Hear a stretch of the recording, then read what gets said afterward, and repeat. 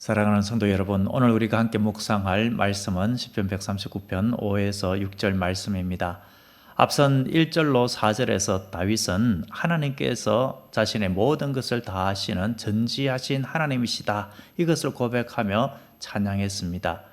이어서 5절, 6절도 마찬가지로 하나님의 전지하심에 대한 찬양을 하면서 동시에 하나님께서 초월적인 사랑으로 자신을 지켜 보호하여 주심에 대한 감사의 고백을 하고 있습니다. 먼저 5절에서 이렇게 고백하죠. 주께서 나의 앞뒤를 둘러사시고 내게 안수하셨나이다. 여기서 나의 앞뒤는 단순히 다윗의 신체 앞뒤, 좌우 이런 쪽에서 하나님께서 함께 해주신다, 이런 표현이 아니라 다윗의 모든 삶, 모든 삶의 순간, 여정, 그 모든 삶 가운데 주님께서 함께 해주시는 모습을 나의 앞뒤, 이런 표현을 사용하고 있습니다. 여기서 둘러사시고라고 했는데, 이 둘러사다라는 이 단어는 원래 그 의미가 압박하여서 포위하다, 가두다, 이런 뜻이 있습니다. 그렇기 때문에 이러한 동사의 용례만 보면은 어떤 느낌입니까? 이것은 적군을 향하여서 압박하고 공격하기 위하여서 포위하고 숨통을 쬐어가는 모습입니다. 그런데 다윗이 이 표현을 쓴 것은 그런 의미가 아니죠. 문맥상 어떤 의미이겠습니까? 적군이 그렇게 숨통을 쪼아 오듯이 포위망을 좁혀와서 다윗을 힘들게 할 때에 하나님께서 다윗을 이제 어떤 형상으로 표현한다면은 하나님의 그 보호막으로, 이렇게 하나님의 손으로 다윗을 이렇게 다 감쌌다. 그래서 대적이 올 때에 하나님께서 철저한 방어막이 되어 주셨다. 하나님께서 철저하게 지켜주시고 보호하여 주시는 모습, 이런 모습을 나를 앞뒤로 둘러사 주셨다, 이렇게 표현을 하고 있는 것입니다. 둘러사다라는 이 단어의 뜻 속에는 요새화하다라는 의미가 있습니다. 마치 다윗을 하나님께서 요새화해서 도저히 대적이 공격하고 넘어뜨리지 못하도록 하나님께서 보호해 주셨다라는 말씀입니다.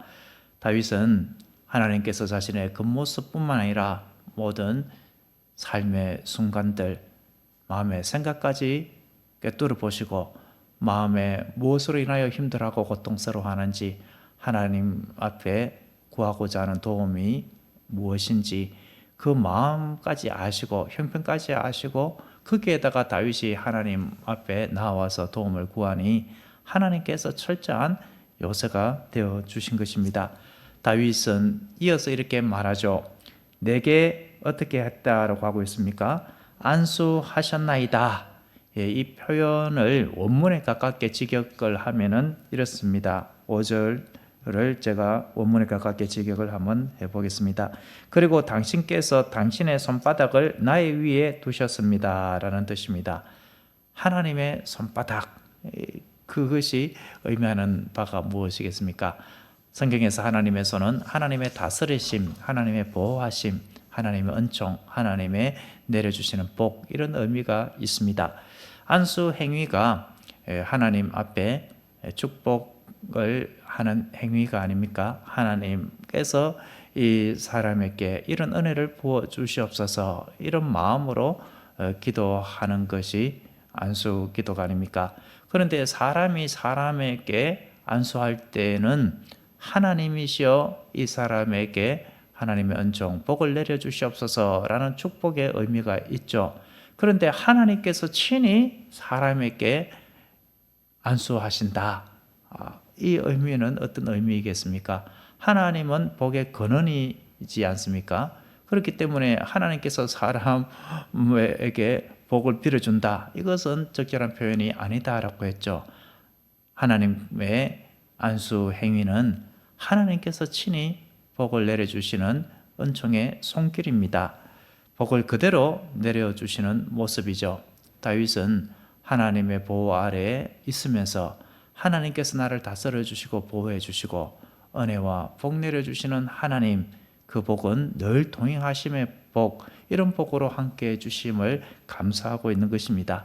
이어서 6절에서 다윗은 같은 맥락에서 이렇게 고백을 하고 있죠. 6절 같이 한번 읽어보겠습니다.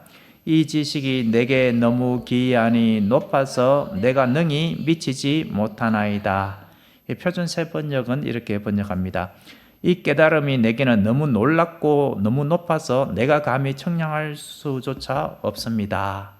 하나님의 그 지식과 지혜는 사람의 지성으로, 이성으로, 지식으로는 도저히 알 수도 없고 깨달을 수도 없습니다. 그런데 지금 다윗이 말을 하고 있는 것은 단순히 인지적인 한계만을 이야기하는 것이 아닙니다. 하나님께서 나와 함께 하여 주신 그 모든 모습들을 보니 내가 능히 헤아릴 수 없고 청량할 수 없는 가운데 하나님의 섭리가 나와 함께 하여 주셨구나. 하나님의 인도와 다스림의 은총이 늘 함께 했구나. 이것은 내가 도저히 깨달을 수도 없었고 내가 미처 생각할 수도 없었던 일이니 너무나도 크고도 높은 하나님의 은혜로구나. 이런 마음을 담아서 지금 6절에 표현을 하고 있습니다.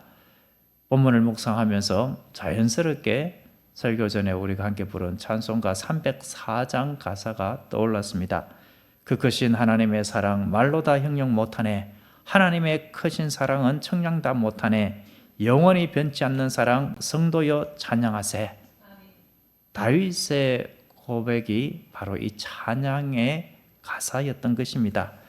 다윗은 하나님께서 모든 자신의 인생의 위기, 환난의 순간마다 함께하여 주시고 보호하여 주셨기 때문에 이 감사 찬양이 하나님의 전지하심, 하나님의 둘러사시고 보호하여 주시는 손길, 안수하여 주시는 그 은총을 고백하고 찬양한 것입니다.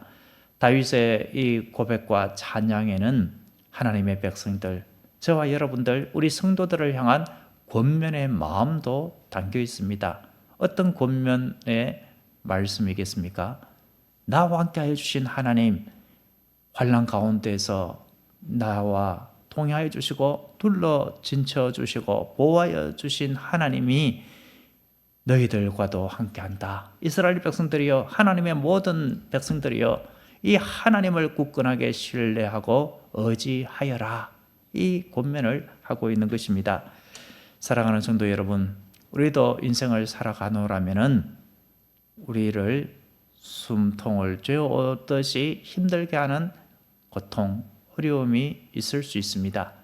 그러나 그 환난, 어려움, 힘든 시기에 누가 도움의 손길이 되어주신다라는 말씀입니까?